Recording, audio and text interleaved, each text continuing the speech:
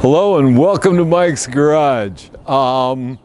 It's a beautiful day today. We're outside and I want to remind you, if you haven't subscribed, please do. And when you do, please tap on the notification bell, which I understand is not working every time.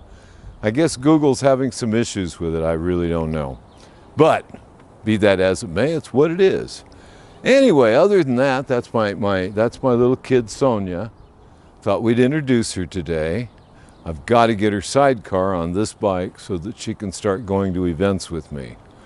She told me as soon as the pandemic is over, she wants to go to a good show. So I've got to get some brackets made for the sidecar.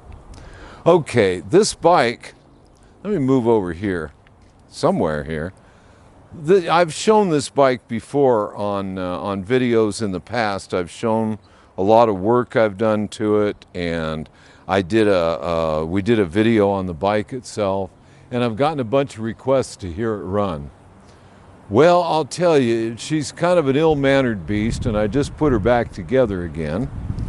The last video we did on her, I think, was with her all together, was before I went to the Born Free show last year.